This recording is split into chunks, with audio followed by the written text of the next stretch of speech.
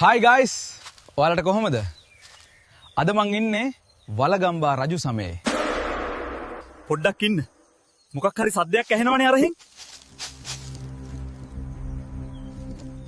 පටසිරි. අරහෙන් එනවා ද්‍රවිඩ හමුදා සේනා 7ක්. මට නම් පේන විදිහට අද නම් ලොකු ප්‍රහාරයක් එල්ලරලා ලංකාව ආක්‍රමණය කරන්න වගේ හදන්නේ. අපි ඉක්මනට දුවලා ගිහින් බලමු මේ වෙලාවේ වලගම්බා රජුරුව මොනවද කරන්න කියලා. අපි දැන් මොනවද කරන්නේ රජතුමනි? අපි දැම්මම මෙහෙන් පැනගමු. එන්න මාත් එක්ක යමු ඉක්මනට. මම හිතන්නේ රජුරුව බය වෙලා සෝමාවති දේවියත් එක්ක පැනලා යන්න වගේ හදන්නේ.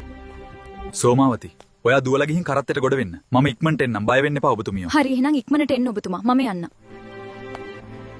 කවුරුත් දකින්න කලින් ඉක්මනට මෙතනින් පනලා යන්න ඕනි. හැබැයි රජුරුව ඔහොම පැනලා යනවා කියලා දැනගත්තොත් මල කෙලියක් වෙන්නේ.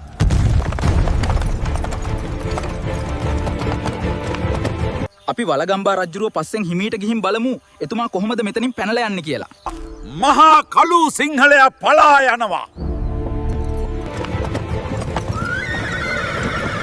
රජතුමනි, ඔබ වනයට පැන යන්න. රජතුමනි, මෙන්න ඔබේ දිවා ආහාරය ගන්න. ඔබ වහන්සේට ගොඩක් පිං මේ කරන උපකාරයට.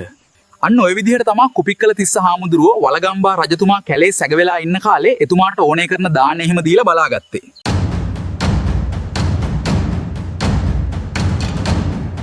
අන්න දැන් වලගම්බා රජුරුව අවුරුදු 14යි මාස 7ක් වනයේ ඇතුළේ ඉඳන් හොර රහසේ හදාගත්ත සේනාවත් තරම් අනුරාධපුරේ ආක්‍රමණය කරන්න යනවා. දාටිය එලියට බැහැපන්.